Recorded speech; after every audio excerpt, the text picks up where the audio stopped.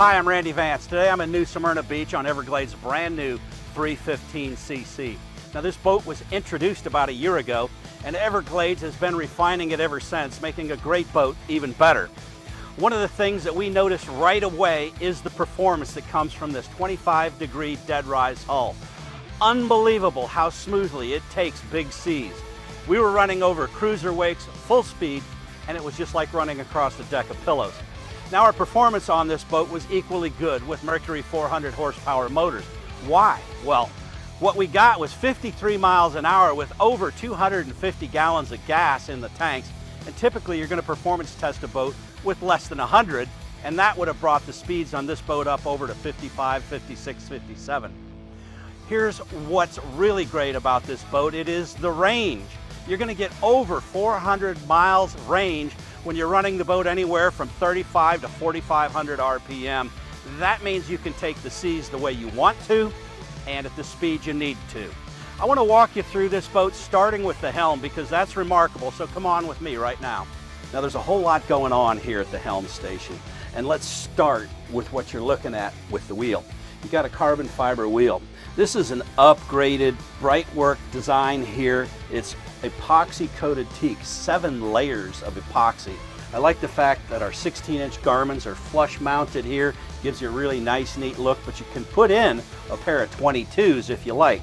The joystick is easily accessible, and we're on Skyhook right now, one of the great advantages of the Mercury outboard system.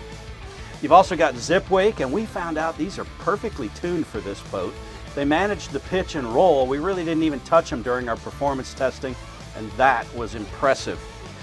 Another nice part of the dash is this little chuck area with 2 inductive chargers. You've also got a USB and a USB-C port here on the starboard side of the helm.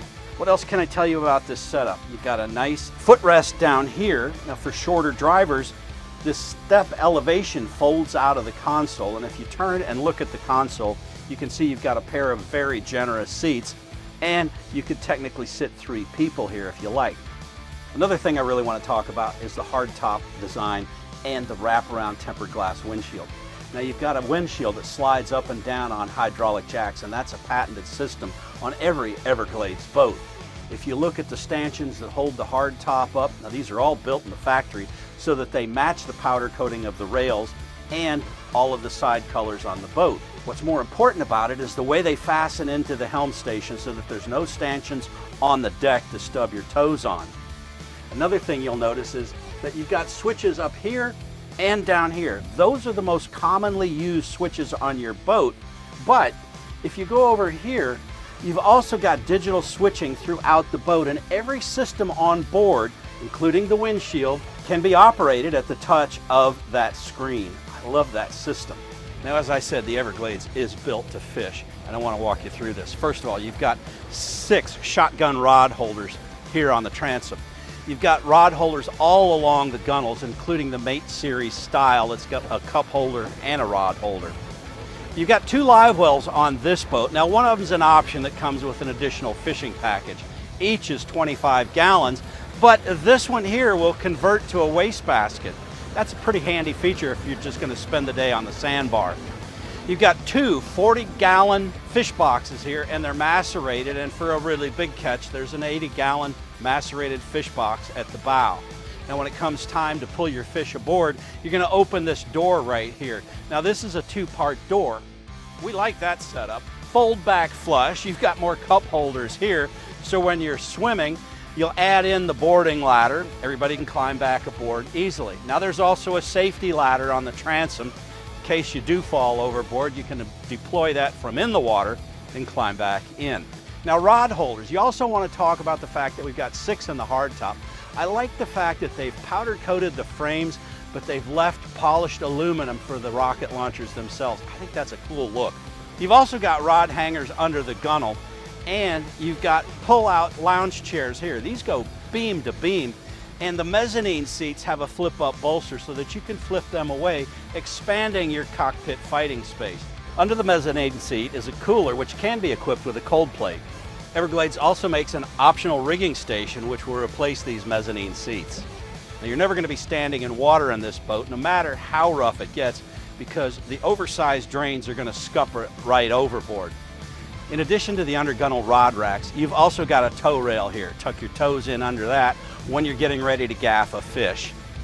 Now as you move forward, you're going to find lockers under the gunnels. These are large areas that you can stow stuff and keep it dry. On the port side, you'll see that there's dedicated dock line hangers. It's a great place to put life jackets and things like that. You'll also notice that you've got a grab rail that's recessed all along the bow that gives you safe passage forward. While we're talking about the rails, let's not forget that the hardtop has rails molded right into it that gives you a safe place to grab while you're working on the outriggers. Now on either side of the lounge, you'll see 6 rod holders. Those are ideally positioned so that when you get that fish on, you need to clear the deck. You can stab them all in there and you've got your gunnels free. Remove this center table and you've got easy access to your windlass. Now you've got windlass controls right here, and you've also got them back at the helm, either through the touch screens or through tactile switches. For comfort cruising, you've got a large double lounge here with armrests that fold down. You'll see that teak wood trim around the cup holders. One thing I want you to notice when you look at these cup holders and these rod holders, every one of them has a ferrule which drains the cup holders and the rod holders to the deck. That water drains back to the scuppers and not a drop goes in the bilge. When you're going to cruise and just have a comfortable day on the water, you're going to fill this whole area with these cushions. But when you're going to fish, pull them up, stow them away, and you've got a great place to step up and get a better angle on the fish or a better angle to throw a cast net. Now before we leave this area, I want to talk about another very important feature, and that is the storage under this lounge. You've got dedicated storage for that center table. You got dedicated storage for a bait board. I like these fender hangers here that are complete with sockets to carry the pins that you hang them on your fender. Now that is a standard feature on this boat.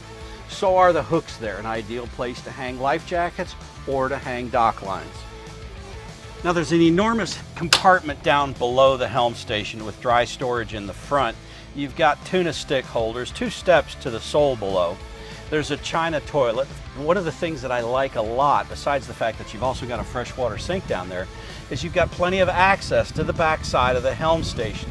That gives you access to your digital switching components, the backs of your GPS displays so that you can change charts if you want to. Now in addition to that access to the electronics, Everglades works very hard to make sure all the mechanics of your boat are easily accessible. You lift up the center hatch in the cockpit and you've got a large compartment down below there. You'll see a dedicated socket for a seakeeper if you choose to option your boat up for one.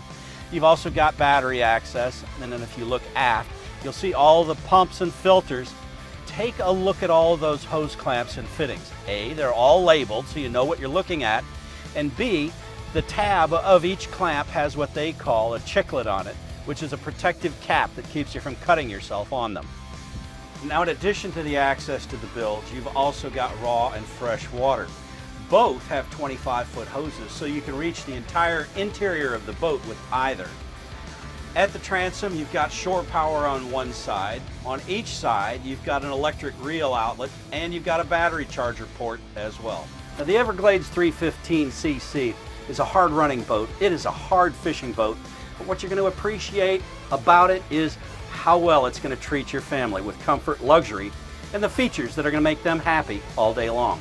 I'm Randy Vance. I'm on the Everglades 315cc.